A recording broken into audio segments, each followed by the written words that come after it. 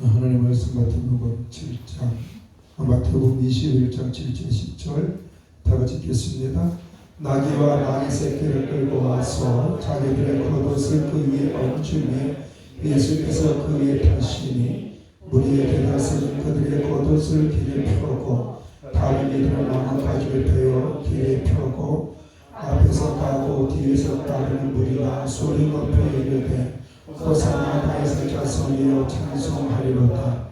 주의 이름으로 오신 이여 가장 높은 곳에서 호산나더라. 예수께서 예루살렘에 들어가시니 온 성이 소동하여 이르되 이는 누구나 하거늘. 아멘. 사랑하고 축복합니다. 우리 주 예수 그리스도 이름으로 예배를 드리는 여러분들에게 하나님 아버지의 위로와 사랑으로 치료와 회복의 은혜, 그래서 여러분 하시는 모든 일들이 잘 되기를 주의 이름으로 축원합니다. 오늘 종료주일이자 고난주간이기도 합니다. 그래서 일부의 사람들은 부활절을 기점으로 해서 40일 동안을 사순절 기간이라고 하면서 예수님의 고난과 십자가 그리고 부활 앞에서 자신을 돌아본다라고 합니다. 어떻게 보면 이 사순절이라는 것이 그럴듯하게 보입니다. 그런데 여기는 아주 위험한 종교적인 요소가 깔려져 있습니다. 제가 종교적인 위험이 있다고 보는 경우는 첫째, 사순절이라는 것은 성경의 가르침이 아니라는 것입니다.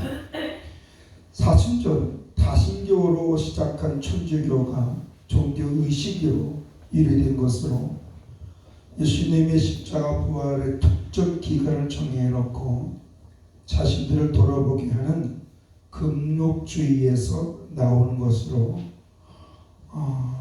주님 앞에 그 십자가 앞에 또 부활에 동참하는 곳이 있지만 이건 실질적으로 다신교인들이 금욕주의를 통해서 자기를 학대하면서 거룩함을 추구하는 하나의 금욕주의에서 나온 의식입니다. 그래서 이 사순절은 그 포인트가 자신의 만족과 위로를 목적으로 삼을 수 있기 때문에 아주 위험한 요소가 있습니다. 두 번째로 종교개혁자들과 우리 믿음의 선배들은 이 사순절을 인정하지 않고 이 수많은 천주교 핍박과 종교로 인하여 순교했던 분들은 이것을 하나의 미신 행위로 보았다는 것입니다. 그래서 개혁적 입장에서는 우리 믿음의 사람들은 특정 기간이 아니라 365일 늘 하나님 앞에서 내 자신의 연약함을 고백하고 십자가 구속의 은혜 가운데 있음에 감사하면서 믿음의 옷깃을 여미는 삶을 살아야 된다는 것을 강조하고 주장하고 있는 줄로 믿습니다. 그런데 우리는 하나님 앞에서 십자가 구속의 은혜 가운데 하나님의 말씀으로 비춰보면서 내가 어떻게 살아야 되는가 하면서 주의 말씀 앞에 내가 서야 될 줄로 믿습니다. 그러므로 엄밀히 말해서 이 사순절은 지금 부흥 강사들이 한국교회에 시작하게 되면 어떻게 보면 이게 천주교의 잔물입니다. 이건 의식적인 행위이기 때문에 우리는 조심성을 있어야 됩니다. 저번에 어떤 분이 저한테 이런 얘기를 해요. 왜 아름다운 고백회는 사순절을 안 지냅니까? 그래서 제가 얘기를 했어요. 맞네요. 우리들 하나님 앞에 나와의 관계가 주의 십자가 보혈 앞에서 반듯하게 서야 될 줄로 믿습니다. 특정 기간이 아니라 금욕적 입장이 아니라 늘 하나님 앞에 십자가 은혜 가운데 우리가 서 있을 때 그것이 진정한 주님 앞에 복된 자의 길이 되고 또 말씀의 인도하심을 사모하는 자의 아름다운 모습이 될 수 있는 줄로 믿습니다. 그래서 저는 오늘 본문 말씀을 통해서 우리가 점검해 볼 것이 있는데 나는 예수님을 진심으로 나의 구주로 영접하였고 하나님께서 말씀해 주신다고 해 주신다는 사실을 믿고 있나? 이걸 내가 늘 점검해야 된다는 겁니다. 나는 진짜 예수님을 나의 구주로 믿고 있는가? 그리고 또 하나님께서 말씀대로 해주심을 나는 믿고 얼마나 그 앞에서 내가 살고 있는가? 내 자신을 살펴보는 지혜가 있어야 될 줄로 믿습니다. 사실 이 믿음의 점검은 오늘 우리에게만 적용되는 것이 아니라 예수님께서 부활승천하시고 다시 오신다고 약속하신 그 후부터 말세에라고 하는데, 왜냐면 예수님 언제 올지 모르니까. 그러는 가운데 사도 바울은 고린도 교회 사람들에게 고린도전 후서 13장 5절에 뭐라고 경고를 했냐면, 너희는 믿음 안에 있는 건 너희 자신을 시험하고 너희 자신 확정하라. 예수 그리스도께서 너희 안에 계신 줄을 너희가 스스로 알지 못하느냐. 그렇지 않으면 너희는 버림받은 자이니라 라고 얘기했습니다. 이거는 어떤 말이냐면은, 너 정말 믿냐?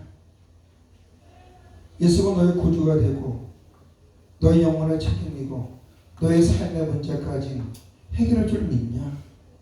그 믿음이 있다면 너는 그리스도인이고, 그 믿음이 없다면 너는 예수와 상관이 없다는 얘기예요. 이게 어떻게 보면 엄청 무서운 얘기입니다. 그래서 예수님은 누가복음 18장 8절에 보면 우리에게 경고해 주는 말씀이 있는데, 한편으로는 주님이 아주 안타까운 마음을 우리가 읽을 수 있는 말씀이 무엇이냐면, 같이 한번 읽어볼까요? 내가 너에게 이르노니 속히 그 원한을 풀어주십니다. 그러나 인자가 올 때에 세상에서 믿음이 너희를 보겠노니 아십니다.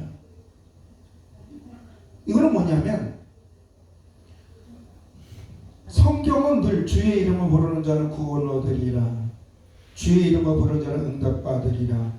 하나님은 늘 당신의 이름을 부르고 회개하고 은혜 사모하는 자는 그 모든 문제를 해결해 줄 뿐만 아니라 그를 세워준다고 약속한 줄로 믿습니다.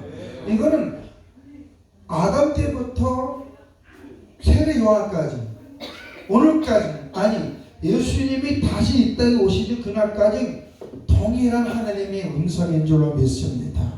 그런 가운데 뭐라 하냐면, 너희가 사람들 앞에 나를 인정하면 나도 내 아버지가 천사들 앞에 너희를 인정할 것이고, 너희가 사람들 앞에 나를 인정하지 않으면 나도 내 아버지 앞에서 천사들 앞에 너희를 인정하지 않을 것이다 그랬습니다.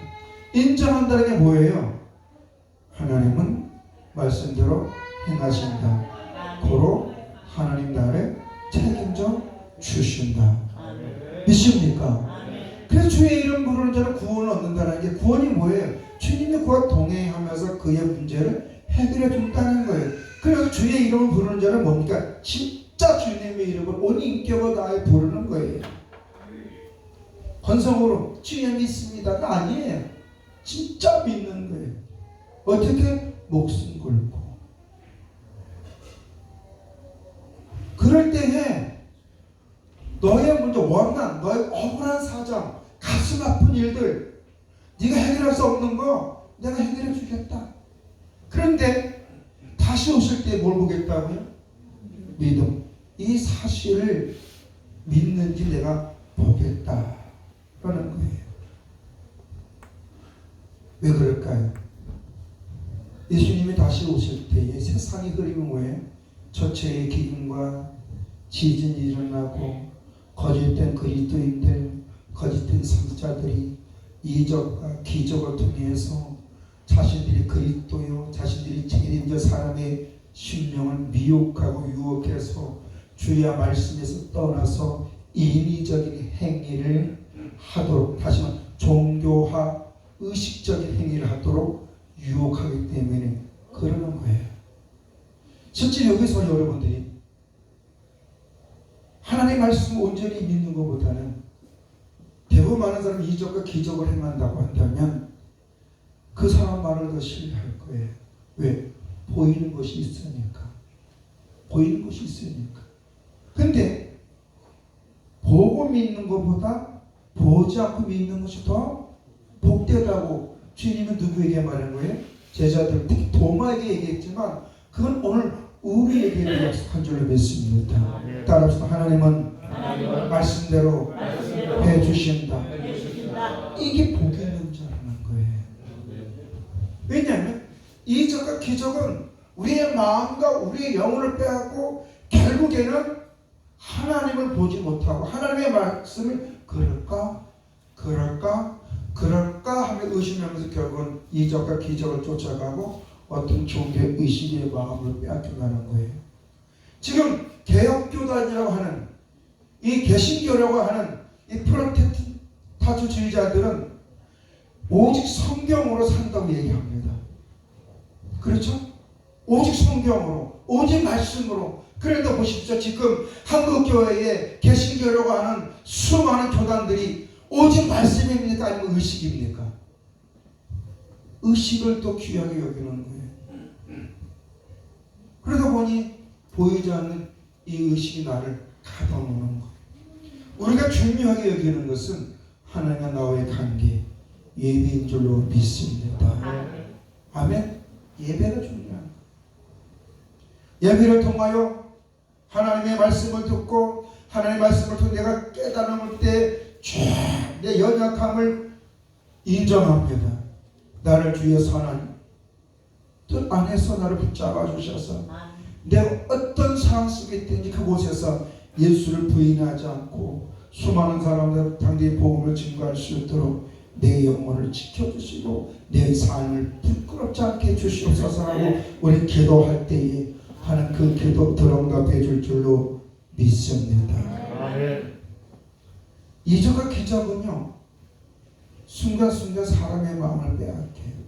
여러분 이적과 기적을 통해서 믿음은 절대 증진되지는 않아요. 처음에는 계기는 될 수 있겠죠. 그러나 이적과 기적은 언제든지 이적과 기적을 행한 사람이 더 큰 이적과 기적을 나에게 해주지 않냐면 배반한다는 거예요. 배반한다는 거예요. 마치 100가지 중에 조건 없이 99가지를 도와줬는데 한 가지를 안 해주면 승전을 적고 가는 사람하고 똑같다는 거예요. 그 사람 있어 없어요? 있어요. 그냥 무한대적으로 도와줬는데 자기를 끝까지 안 도와줬다고 욕하고 가는 사람들이 있더라고요. 여러분은 그런 경험은 안 해봤는지 모르겠지만 저는 수도 없이 당해봐가지고 이제 그리면 해요. 그게 인간의 욕심이에요. 저는 그들 탓하잖아요. 왜? 그들이 아직도 주님 앞에서 자신을 발견하지 못해서 오는 행위니까. 오늘 본문 말씀이 어떻게 보면 그런 거예요. 다시 한번 본문 말씀을 보면 예수님께서 예루살렘에 입성하실 때 선지자들이 예언하신 대로 어린 당나귀를 타고 입성을 합니다. 이 모습을 본 예루살렘 사람들이 아주 흥분해서 이렇게 행동합니다. 8절과 9절입니다. 물 위에 대되었으면 그들의 겉옷을 길에서 펴고 다른 이들은 나뭇가지를 베어 길에 펴고 앞에서 가고 뒤에서 따르는 무리가 소리 높이 이르되 호산나 다윗의 자손이요 찬송하리로다. 주의 이름으로 오신 이의 가장 높은 곳에서 호산나 하더라. 대단한 소동이 일어납니다. 온 성이 발칵 뒤집을 정도로 대단합니다. 주의 이름으로 오시는 이거는 뭐냐면 메시아라는 거예요. 자기들의 왕으로 오셨다는 거예요. 왜? 선지서에도 보면은 어린 당나귀를 타고 하나님의 메시아가 예루살렘에 입성한다고 하니까 그 말씀을 기억했던 사람들이 대단한 흥분한 거. 사실 이들은 유대인들은 예수님께서 자신들의 왕이 되기를 간절히 원하였습니다.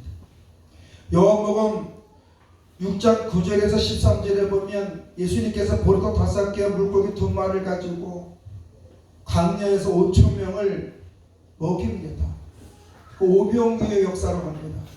근데 먹고 남은 그 보리떡 5개 물고기 2마리가 몇 강주 남아요? 12강주 남아요. 넉넉하게 충만하게 부족함이 없이 이건 상징적으로 보면은 하나님은 하나님의 백성을 책임져 준다는 얘기인 줄로 믿습니다. 12강지는 영적으로 보면 이스라엘 지파를 얘기하고 구원받은 무리의 수를 얘기를 하는 거예요. 그러니까 하나님 앞에 있는 사람들을 끝까지 책임져 준다는 것을 상징하는 것인 줄로 믿습니다.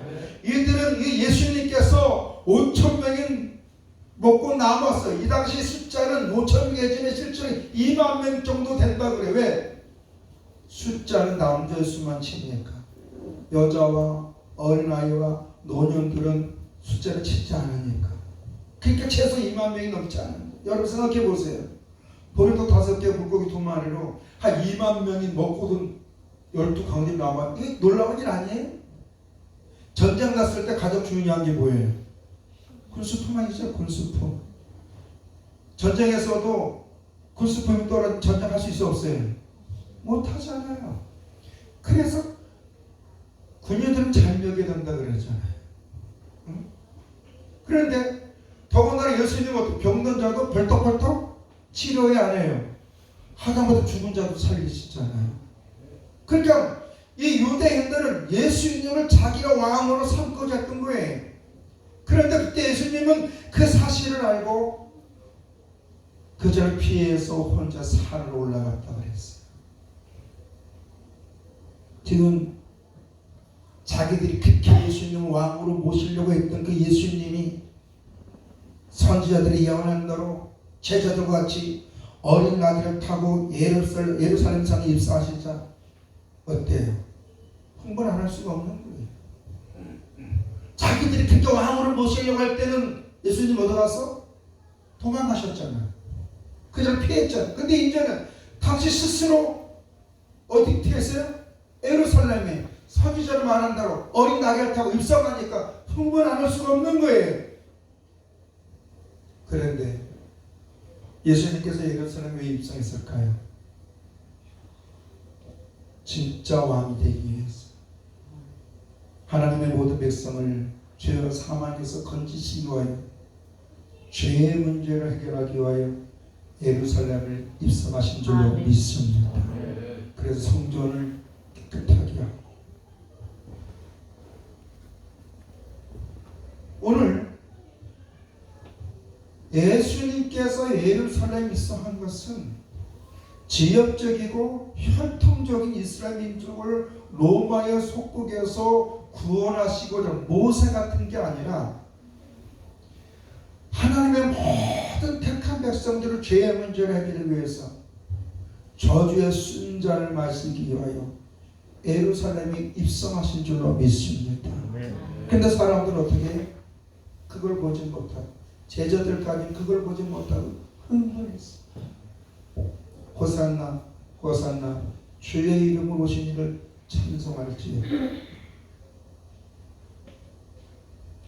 이들이 예수님을 호산나 호산나 주의 이름으로 찬송할지어다 하는 게 뭐예요? 자신의 목적을 위한 정치적으로 예수님을 이용하고자 했던 것이에요. 오늘 우리는 예수 그리스도 안에서 있는 나에게 예수 그리스도의 피로 말미암아 또 죽으심과 부활과 다시 오심의 그 언약을 인하여 하나님 내 모든 문제를 해결해 줄 뿐만 아니라 내 영원한 저주의 죄까지 그 죄의 징벌인 사망 지옥에서 나를 건져주시고 내 영혼을 책임져 주시면 내 삶을 붙잡을 줄 믿고 오늘 우리 주님 앞에 있느냐, 아니면 나의 의식주 문제를 해결받기 위하여 오느냐, 달려있는 거예요. 주님이 원하는 믿음은 주여 주여가 아니라 내가 진짜 네 구주다, 그걸 믿으라는 얘기인 줄 믿습니다. 예수를 믿으면 멸망치 않고 영생을 얻으리라 믿습니까? 예수 그리스도 안에 있는 사람들은 하나님께서 은혜를 주시는데 모든 것을 감당할 수 있는 지혜와 지식과 능력을 줄 줄로 믿습니다. 그러면 그 능력 얻으면 주의 이름을 부를 때 옵니다. 아멘. 아무리 사도요 제자랄지라도 주의 이름을 부르지 않고 자기 경험 속에 있다 보면 귀신도 내쫓지 못하는 평범한 삶이 될 수밖에 없는 거예요. 오늘 예수 그리스도 안에 있는 성도들이 하나님의 말씀을 붙잡고 기도하지 아니하면 세상 사람들과 별반 다름이 없는 삶을 살고 좀 힘들면 원망, 불평, 짜증내고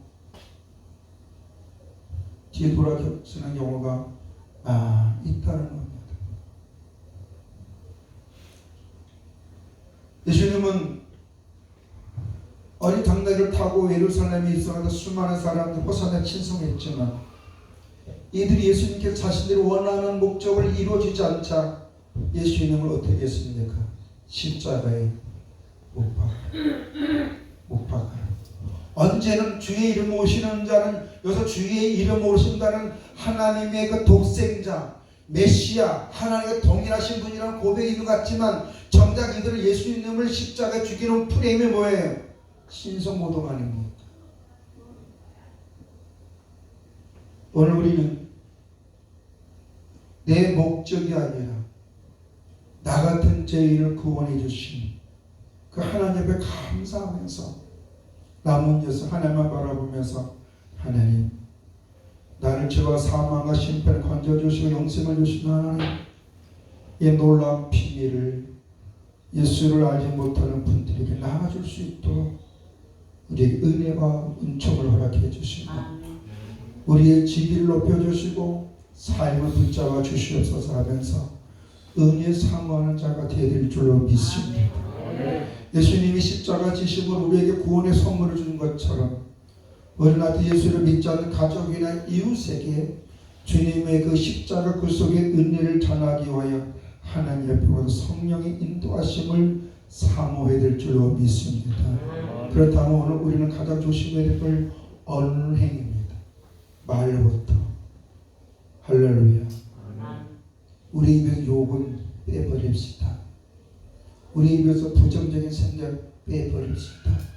왜냐하면 욕과 부정적인 생각은 내 욕망에서 나오는 내 인격의 표현이기 때문에 그렇습니다. 그래서 전도 잠언서 15장과 16장에 보면 말의 소중함에 대해서 강조하고 있습니다.